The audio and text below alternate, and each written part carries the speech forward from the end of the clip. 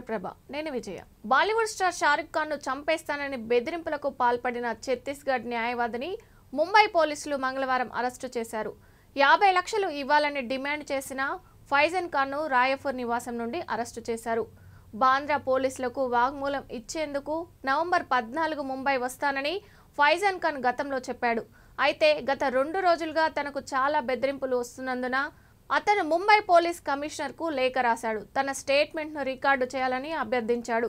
Lawrence Bishnoi gang నుండి సల్మాన్ ఖాన్ కు వరుసగా బెదిరింపులు వచ్చిన నేపథ్యంలో షారుఖ్ ఖాన్ కు ఈ బెదిరింపు వచ్చింది. గత వారం బాంద్రా పోలీస్ స్టేషన్ కు బెదిరింపు సందేశం అందింది. ఆ తర్వాత అతడిపై కేసు నమోదైంది. విచారణలో ఫైజన్ ఖాన్ పేరుతో నమోదైన ఫోన్ నెంబర్ నుండి నటుడికి బెదిరింపు కాల్ వచ్చినట్లు పోలీసులు గుర్తించారు. ముంబై పోలీసుల బృందం రాయపూర్ని సందర్శించి ఫైజాన్ ను విచారణకు పిలిచింది. అయితే నవంబర్ 2న తన ఫోన్ పోయిందని ఫిర్యాదు చేశానని ఫైజాన్ పోలీసులకు తెలిపాడు. ఫైజాన్ విలేకరులతో మాట్లాడుతూ తన నెంబర్ నుండి వచ్చిన బెదిరింపు కాల్ తనపై కుట్ర అని అన్నాడు. 2 మత సమూహాల మధ్య శత్రుత్వానికి కారణమైనందున షారుఖ్ ఖాన్ పై బాంద్రా పోలీస్ స్టేషన్లో ఫిర్యాదు చేశానని, దానికోసం తనను ఇరికించారని ఫైజాన్ పేర్కొన్నారు.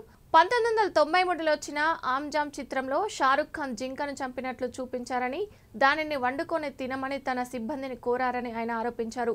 ఫైజాన్ యూట్యూబ్లో పోస్ట్ చేసిన వీడియోలో నటుడికి ఉగ్రవాద అంశాలతో సంబంధాలు ఉన్నాయని ఆరోపించారు.